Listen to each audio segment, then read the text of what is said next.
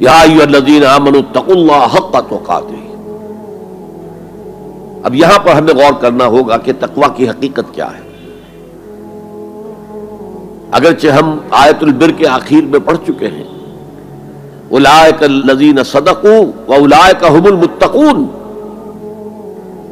وہاں پر وہ ایک حیولہ، ایک شخصیت، ایک کردار وہ ہمارے سامنے آ چکا ہے، متقی کون ہوتا ہے۔ لیکن یہ موقع مناسب ہے کہ یہ لفظی معنی اس کے کیا ہے۔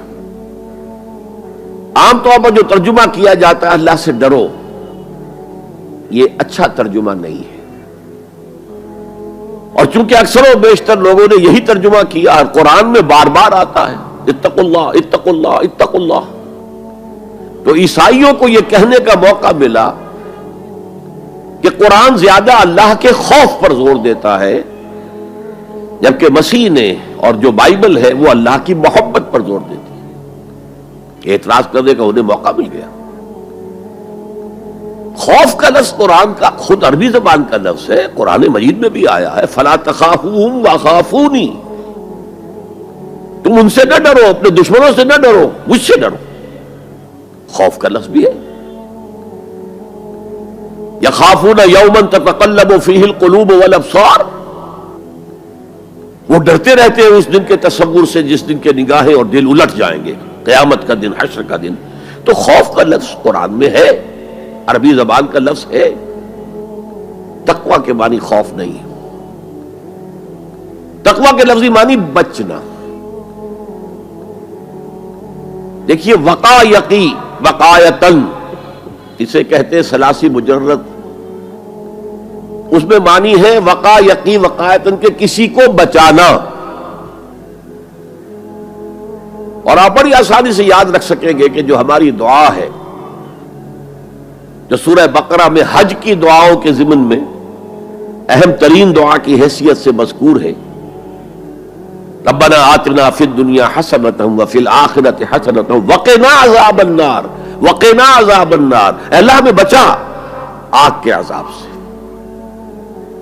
تو وقا یقی وقایتن کے معنی ہے کسی کو بچانا۔ باب افتعال میں یہ بنا ابتقا، اور واو اور تا یہ جڑ گئے، اتقا اتقا۔ اتقا معنی خود بچنا، بچنا اللہ کی نافرمانی سے، بچنا اللہ کی ناراضگی سے۔ ایک بچنا آؤٹ آف لو ہوتا ہے، out of reverence, out of respect. ایک سلیم الفطرت بیٹا چاہے گا کہ میں کوئی ایسی حرکت نہ کروں کہ میرے والد کو اس سے دکھ پہنچے، یہ بھی بچنا ہے۔ ظاہر بات ہے کہ والد کا خوف نہیں ہے اسے، یہ اس کی روش آؤٹ آف لو ہے۔ والذین آمنوا اشد حبا للہ، جو لوگ صاحب ایمان ہیں وہ شدید ترین محبت کرتے ہیں اللہ کے ساتھ۔ بلکہ ہم نے جو حقیقت جہاد کا مضمون جو ہے اس پر غور کیا، اس کے ضمن میں ایک آیت جو بڑی عظیم آیات میں سے قرآن کے، قل ان کان آباؤکم وابناؤکم واخوانکم وازواجکم وعشیرتکم واموال اقترفتموها وتجارة تخشون كسادها ومساكن ترضونها احب اليكم من الله ورسوله وجهاد في سبيله فتربصوا حتى ياتي الله بامره والله لا يهدي القوم الفاسقين۔ اے نبی ان سے کہہ دیجئے کہ اے لوگو، اگر تمہیں اپنے باپ اور اپنے بیٹے اور اپنے بھائی اور اپنے زوج، مرد کے لیے بیوی، بیوی کے لیے شوہر، اور اپنے رشتہ دار اور اپنے وہ مال جو تم نے بڑے محنت سے جمع کیے ہیں، اور اپنے وہ کاروبار جن میں کساد کا، سد بازاری کا تمہیں خوف لاحق رہتا ہے، مندہ نہ ہو جائے، اور تمہارے وہ مکان جو تمہیں بہت محبوب ہیں، بہت سجایا ہے، بہت عمدہ فرنش کیا ہے، اعلیٰ ترین مکان بنایا ہے، اگر یہ 8 چیزیں زیادہ محبوب ہیں اللہ سے اور اس کے رسول سے اور اللہ کی راہ میں جہاد سے، فتربصوا، جاؤ، بیٹھے رہو، دفع ہو جاؤ، منتظر رہو، حتی یاتی اللہ بامرہ، یہاں تک کہ اللہ اپنا فیصلہ سنا دے. واللہ لا یہدی القوم الفاسقین، اللہ ایسے فاسقوں کو ہدایت نہیں دیتا. تو در حقیقت یہ اللہ تعالیٰ کی محبت کے تحت ہے کہ اللہ اور اللہ کے ساتھ جو عہد وفا استوار کیا ہے، ایاک نعبد و ایاک نستعین، کہ آدمی پھونک پھونک کر قدم رکھے، کہیں میں اللہ کی کسی حد سے تجاوز نہ کر جاؤں، اللہ کی قائم کردہ کسی حد کو پھلانگ نہ جاؤں، کہیں ایسا نہ ہو کہ شریعت کا کوئی حکم میں پامال کر دوں. پھونک پھونک کر قدم رکھنا، لو سانس بھی آہستہ کہ نازک ہے بہت کام، آفاق کی اس کارگہ شیشہ گری کا، اس روش کا نام تقویٰ ہے.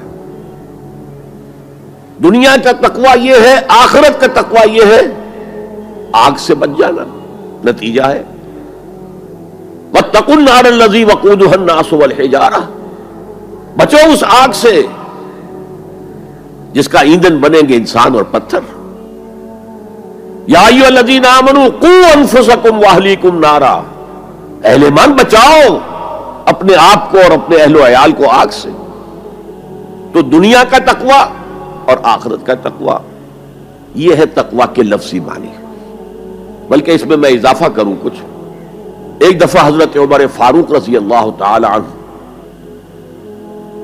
کی مجلس شورا میں یہ بحث چل نکلی تقویٰ کسے کہتے ہیں، ہاؤ ٹو ڈیفائن تقویٰ. سب حضرات نے اپنی اپنی رائے دی. حضرت ابی ابن کعب رضی اللہ تعالی عنہ ایک انصاری صحابی ہیں جن کے بارے میں حضور نے فرمایا ہے کہ اقرأہم ابی ابن کعب، میرے صحابہ میں قرآن کا سب سے بڑا جاننے والا ابی ابن کعب ہے. وہ خاموش بیٹھے ہوئے سن رہے تھے باتیں. حضرت عمر نے خاص طور پر کہا ابی آپ نے کچھ نکاح فرمائے. اب انہوں نے کہا کہ امیر المومنین دیکھیے، اگر کبھی آپ کو کسی ایسے جنگل میں سے گزرنا پڑے جس میں کوئی پگڈنڈی نہیں ہے، بڑی اونچی اونچی گھاس ہے اور قدم قدم پر خاردار جو ہیں جھاڑیاں ہیں، تو آپ کیسے گزریں گے؟ جسے میں بار بار کہہ رہا ہوں پھونک پھونک کر قدم رکھنا. دیکھ لو کہیں اس گھاس کے اندر یہاں کوئی سانپ جو ہے وہ کنڈلی مارے بیٹھا ہو، تمہارا پاؤں سانپ پر جا پڑے، یا کسی اور موذی جانور کے بل میں پاؤں جا پڑے، یا کہیں تمہارے کپڑے جو ہے وہ کسی جھاڑی کے کانٹوں میں الجھ جائیں. بچ بچ کر نکلنا یہ تقویٰ ہے. یہ زندگی ایک سفر ہے، ہماری منزل آخرت ہے. جیسے حضور نے فرمایا انما الدنیا خلقت لکم وانتم خلقتم للآخرہ، یہ دنیا تمہارے لیے بنائی گئی ہے، تمہارے لیے برتنے کا سامان ہے، لیکن تمہیں آخرت کے لیے بنایا گیا ہے، یہ تمہارا گھر نہیں ہے. تو یہ ہے تقویٰ. اور تقویٰ کی تعلیم قرآن مجید میں اتنی شد و مد کے ساتھ آئی ہے، اتنی شد و مد کے ساتھ آئی ہے، ایک ایک آیت میں دو دو مرتبہ.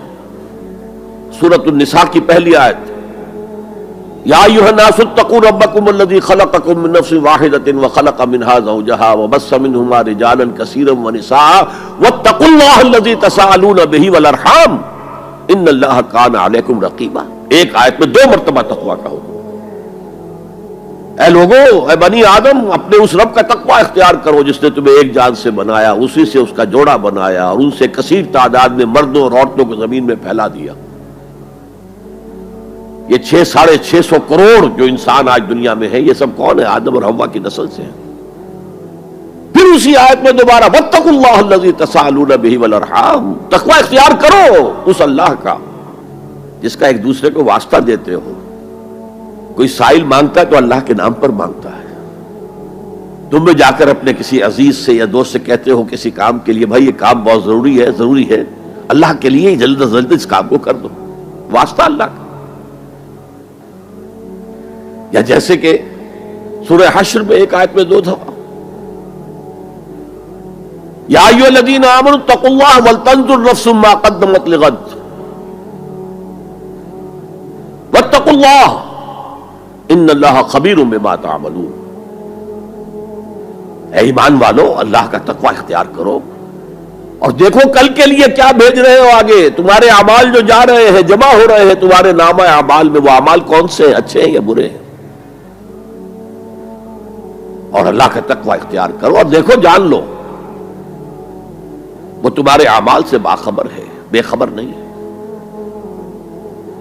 تاہم یہ الفاظ جو ہے میرے نزدیک قرآن مجید میں تقوی کی تاکید کے اعتبار سے انتہائی مؤکد مقام ہے.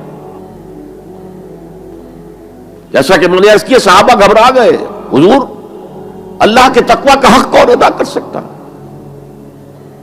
پھر جب سورہ تغابن کی آیت نازل ہوئی تو ان کے جان میں جان آئی.